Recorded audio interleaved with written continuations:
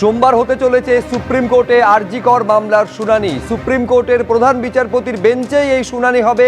প্রধান বিচারপতির বেঞ্চ না বসায় আজ সুপ্রিম কোর্টে শুনানি হয়নি, অর্থাৎ আগামী সপ্তাহের প্রথম দিনই হতে চলেছে আরজি কর মামলার শুনানি। সুপ্রিম কোর্টের বেঞ্চেই সেই শুনানি হতে চলেছে। আরজি কর মামলার শুনানি সুপ্রিম কোর্টে হওয়ার কথা ছিল 5 সেপ্টেম্বর, কিন্তু সেদিন প্রধান বিচারপতির বেঞ্চ না বসায় শুনানি পিছিয়ে যায়। অবশেষে ওই মামলার শুনানির নতুন দিন জানালো শীর্ষ আদালত। আগামী 9 সেপ্টেম্বর সোমবার সুপ্রিম কোর্টে আরজি কর মামলার শুনানি হওয়ার কথা। সুপ্রিম কোর্টে আরজি কর মামলার শুনানির দিকে তাকিয়ে গোটা দেশ। বৃহস্পতিবার ওই শুনানি হওয়ার কথা ছিল। সকলে শুনানির জন্য আশা করেছিলেন। শুনানির আগের দিন বুধবার রাতে তাই নানা প্রতিবাদ কর্মসূচির আয়োজনও করেছিলেন আন্দোলনকারীরা। কিন্তু বুধবার সন্ধ্যায় হঠাৎ শীর্ষ আদালতের তরফে একটি বিজ্ঞপ্তি দিয়ে জানানো হয়, বৃহস্পতিবার প্রধান বিচারপতি DY চন্দ্রচূড়ের বেঞ্চ বসছে না। প্রধান বিচারপতির বেঞ্চে বিচারপতি JB পারদিওয়ালা এবং বিচারপতি মনোজ মিশ্রও রয়েছেন। তারা বৃহস্পতিবার 10 নম্বর কোর্টের কিছু মামলা শুনবেন বলে জানানো হয়। তাদের বেঞ্চে কোন কোন মামলা উঠবে পরে তার নতুন একটি তালিকাও প্রকাশ করা হয়। সেই তালিকাতে আরজি কর মামলা ছিল না। ফলে বৃহস্পতিবার যে শীর্ষ আদালতে আরজি কর মামলার শুনানি হচ্ছে না তা এক প্রকার নিশ্চিত হয়ে গিয়েছিল বুধবার রাতেই। আরজি কর মামলার শুনানি পিছিয়ে যাওয়ায় হতাশ হয়েছিলেন আন্দোলনকারীরা। আরজি করের নির্যাতিতার বিচারের দাবিতে গত 9 আগস্টের পর থেকেই তারা প্রতিবাদ কর্মসূচি চালিয়ে যাচ্ছেন।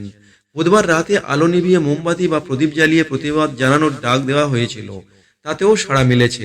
রাত 9টার পরে কলকাতা শহরের বিস্তীর্ণ অংশ অন্ধকার হয়ে গিয়েছিল। মোমের আলো জেলে বিচারের দাবি জানিয়েছিলেন সমাজের সর্বস্তরের মানুষ। আরজি কর থেকে আন্দোলনরত জুনিয়র চিকিৎসকেরা শুনানি পিছিয়ে যাওয়ায় হতাশা ব্যক্ত করেন।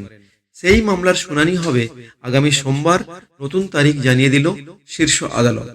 এদিকে সুপ্রিম কোর্ট এই বছর বিভিন্ন বিষয় বিবেচনা করে রেকর্ড 10 বার তার শতপ্রণোদিত ক্ষমতা প্রয়োগ করেছে।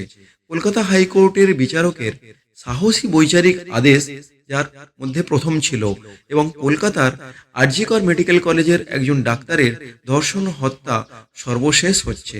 তাদের অধিকাংশই অবশ্য সিদ্ধান্তহীন থেকে গেছে। আরজি কর হাসপাতালের ঘটনায় বৃহস্পতিবার CJI এর নেতৃত্বাধীন বেঞ্চের শুনানি হয়ে উঠল না। এখন শুধু অপেক্ষা আর অপেক্ষা। অপরদিকে ছত্তিশগড়ের মওকুফ নীতির সাথে সম্পর্কিত একটি বিষয় যা 6 মাস আগে এসির শতপ্রণোদিত দৃষ্টি আকর্ষণ করেছিল, এখনও তা তালিকাভুক্ত করা হয়নি।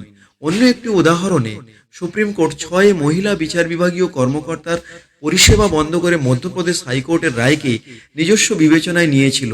যদিও গত বছরের 17 ডিসেম্বর প্রক্রিয়া শুরু হয়েছিল, বিচারপতি BB নাগারথানের নেতৃত্বে একটি বেঞ্চ এখনও সিদ্ধান্তে পৌঁছতে পারেনি।